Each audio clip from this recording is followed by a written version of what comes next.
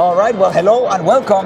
We're here with Matt Conte. He does a lot of stuff for DFI. So before we get into action, tell us a little more about you. I mean, what are you doing right now with DFI? And So currently I'm the chair of the Helical Pile and Tiebacks Committee.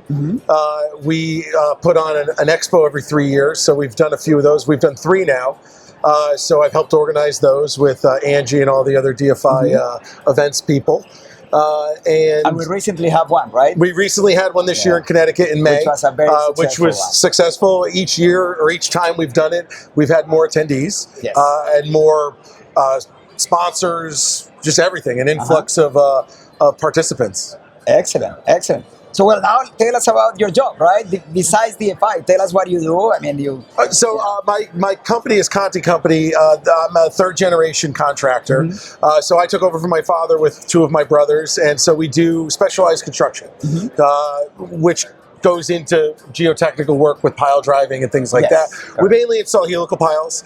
We also install displacement piles and do some other stuff. But mostly it really specialized construction in sensitive sites. We build trails, we do boardwalks, things like that. Cool. Now tell us more about all this. So let's go into this and ECP and everything. Yeah, so part of what we do, actually, we created this product Drivecast, and ECP manufactures it for us. So I help out at the ECP booth all the time at these events. So how does this work? So basically, this is a scale model. So this is a 7th scale model of the actual Drivecast. So this is this is like a regular, well, not a regular cast, but so I mean, is this patented? Yes. Okay. Yes. So basically, in the end, the idea is this is a different version of creating an augercast pile. Okay. Just with one flight.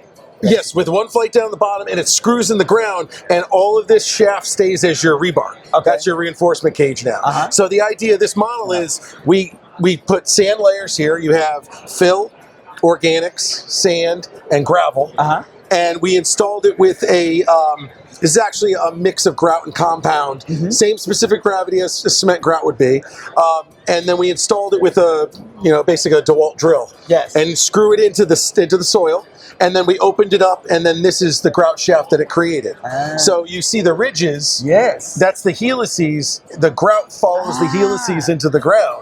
So now, these are the 2 together. These are exactly the same models. Man, that is amazing. Yeah. So it creates this. So now you can see going through the organics. It actually took quite a bit of grout in there, and then you can really see the ridges defined in the sand. Man, that is so cool. So now you're getting a much higher skin friction because it's not a smooth shaft. So you designed this on a skin friction mostly, right? I mean, I guess you still have the resistance and embedding, but it's probably small compared to all this. Correct. It is. We designed it similar to an augercast pile. There's some end bearing, but it's mostly skin friction. That's how we do it. That's awesome. So you guys invented this, you patented, and then you work with them and basically try to find applications and stuff for this. Yeah, absolutely. Because it's the idea of it is you can install it with the same equipment you already own if you're a helical pile installer. So going to a manufacturer who sells to helical pile customers, it just makes sense. You already have the equipment. All you need now is a way to convey grout, and then you're good to go. And it basically, the idea is that there's a gap between a helical pile and a micropile. So we're kind of filling that gap. Exactly. I was going to say you're really in that arena right in the middle. So yeah, high lateral loads, this is what this is for. You can't use a helical if it's 30 kip lateral load, you're not going to use a helical. But some soils you don't really need a micropile. If you're not rock socketing, or if it's maybe a lighter loaded micropile, this is more cost effective than that. And maybe you can't use a big mast rig to do augercast. Well, this is installed with an excavator. Correct. Yes. I can see the pictures and the facility. Yeah, much smaller equipment. No vibration, no spoils, things like that. Sensitive sites. Yes.